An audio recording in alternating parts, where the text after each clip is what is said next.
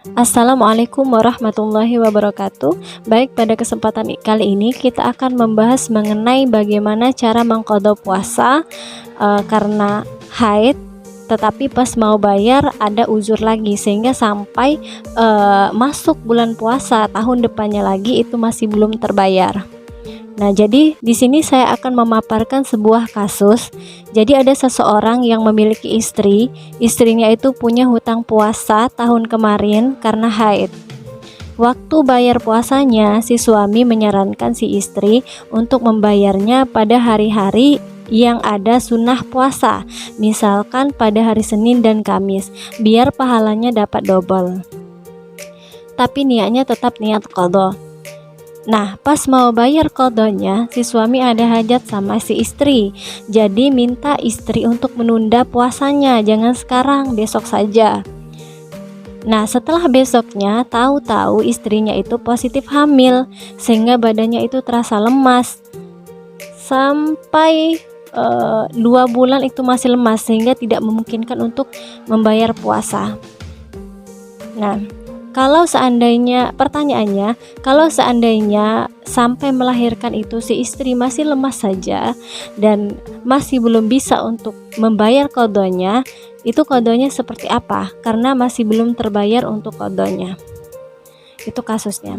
Jadi jawabannya adalah seorang wanita yang punya utang puasa karena haid.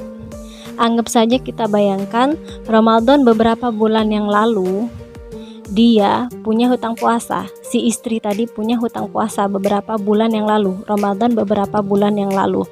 Hutang puasanya itu kita misalkan saja sebanyak 5 hari. Kapan kewajiban mengqadhanya?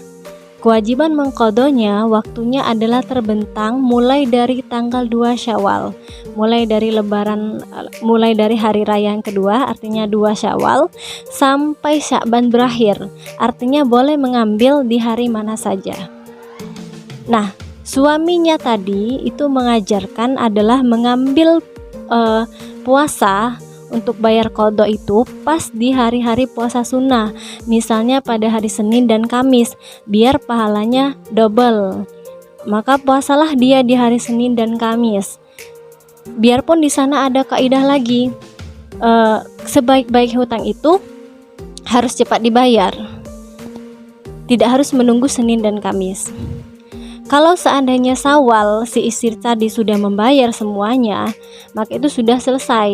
Dia bisa dapat seat untuk puasa Syawal, puasa sunnah Syawal. Gitu. Nah, kemudian setelah dihitung sama suaminya, akhirnya di suatu hari, biarpun misalnya hari ini hari Kamis, si suami tadi meminta istrinya supaya jangan puasa dulu, ditunda dulu. Nah, catatannya adalah suami boleh mengatakan jangan puasa asalkan si istri belum terlanjur untuk niat puasa. Jadi kalau si istri belum niat puasa, suami boleh untuk mengatakan jangan puasa dulu. Tetapi kalau seorang istri itu sudah terlanjur niat puasa dan ketemu pagi, artinya sudah masuk bab fardu, maka puasanya itu tidak boleh dibatalkan. Sebab puasa fardu memang tidak boleh dibatalkan. Nah, anggap saja si suami ini menganjurkan hari yang kemarinnya, istriku jangan puasa besok ya, saya masih punya perlu dan hajat. Nah, si istri besoknya memang tidak puasa beneran. Nah, puasalah ia besoknya lagi. Besoknya lagi menunggu hari Senin kan. Suami tadi menganjurkan untuk Senin dan Kamis. Jadi hari Kamis ini tidak puasa karena suami ini punya hajat. Dia meminta istrinya untuk tidak berpuasa dulu, maka si istri merencanakan ia berpuasa pada hari Senin. Nah, tahu-tahu pas hari Senin ternyata istrinya itu positif hamil. Langsung muntah-muntah segala macam, lemas sampai puasa Ramadan berikutnya tiba. Lalu bagaimana hutang puasanya yang masih tersisa ini? Ini pertanyaannya. Bagaimana hutang puasanya yang masih tersisa ini? Tadi ia punya hutang puasa 5 hari. Nah, utang puasa yang masih tersisa ini tetap wajib dibayar.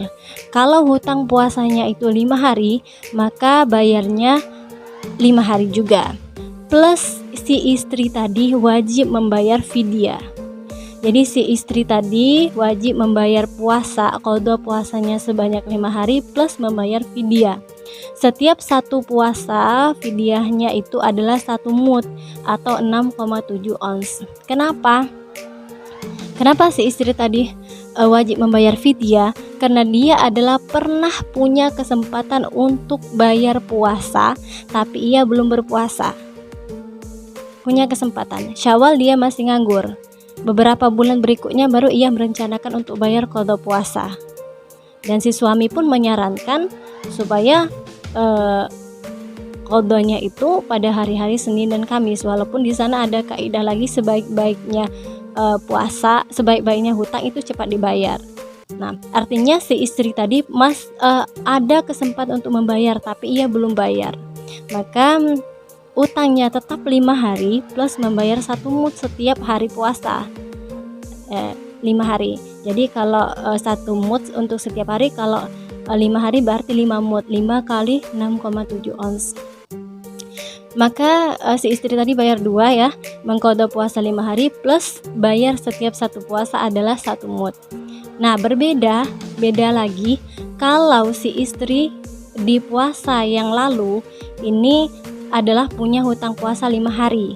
Tahu-taunya hari raya pertama itu sudah positif hamil.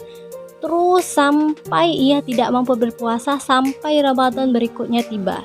Tanggal 1 Ramadan misalnya ia melahirkan, maka tidak sempat si istri tadi untuk mengqadha.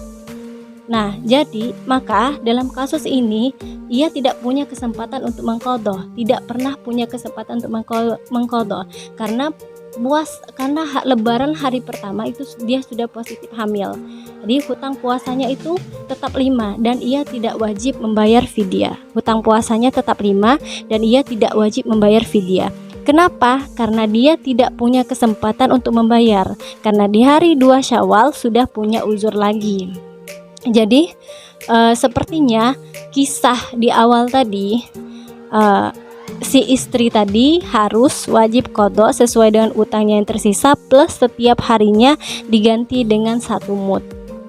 Nah, kenapa? Karena dari bahasanya ada kesempatan berpuasa, hanya karena menunda esok hari, nunda hingga masuk ada uzur lagi. Maka sebelum ada uzur hamil adalah tidak ada uzur. Selagi tidak ada uzur, itu kesempatan untuk mengqadha, maka dia membayar 1 mud setiap kali puasa. Jadi dia double, bayar qadha puasa sebanyak 5 hari plus bayar fidyah untuk 5 hari yang tidak berpuasa tadi.